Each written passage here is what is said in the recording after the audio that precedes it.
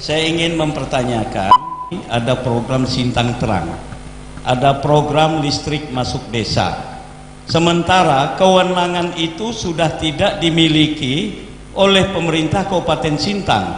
Terbukti 2016 kemarin, Dinas Pertambangan dan Energi kita sudah dihapuskan. Undang-undang sudah mengatakan itu menjadi kewenangan pemerintah provinsi dan pusat. Kita janjikan itu. Yang keduanya, memberikan subsidi karet. Apakah kita mampu memberikan subsidi karet? Karena harga karet ini bukan pada kewenangan daerah, ya. Ketika kita memberikan subsidi karet itu Rp1.500 saja per kilo, rata-rata produksi karet menurut bidang perkebunan 2.000 ton per kecamatan. Kalikan 14 kecamatan, kalikan 12 bulan, memerlukan dana 504 miliar per tahun. Pakai dana apa lagi kita membangun? Terima kasih pasangan calon nomor urut 2. Silakan dijawab oleh pasangan calon nomor urut 3. 90 detik waktunya untuk menjawab. Kami hitung mundur ketika Anda mulai berbicara. Di podium Anda, Pak, supaya kamera jelas menangkap wajah Anda. Silakan.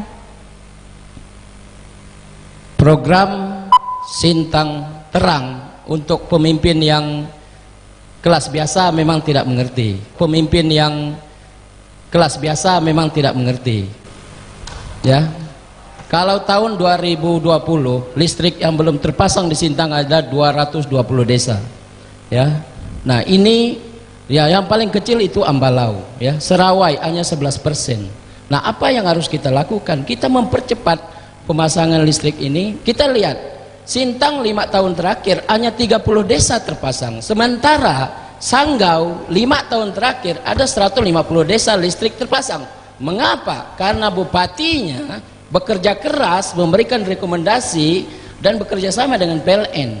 Nah, saya sendiri ketika menjadi JM Kelingkumang ada 60 desa nyala. Mengapa? Kita mendorong PLN itu bekerja sama dengan swasta, bekerja sama dengan pemerintah. Ada di Tanjung Prada kita pasang, ada di Seneban kita pasang, ada Riam Batu menyala, ada Sungai Buloh menyala. Itu banyak kontribusi di dalamnya, termasuk kita mengambil grant bekerja sama dengan Amerika.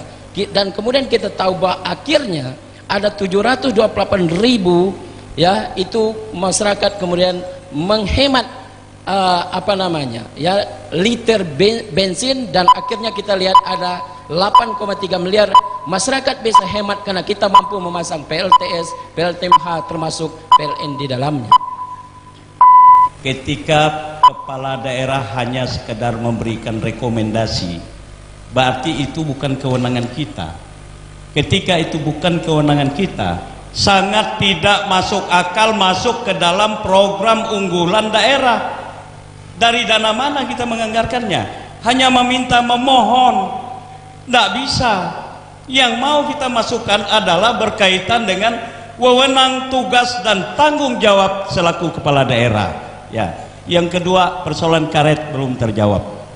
Seorang pemimpin tidak hanya mengandalkan keuangan, tetapi kreativitas sangat penting, inovasi sangat penting.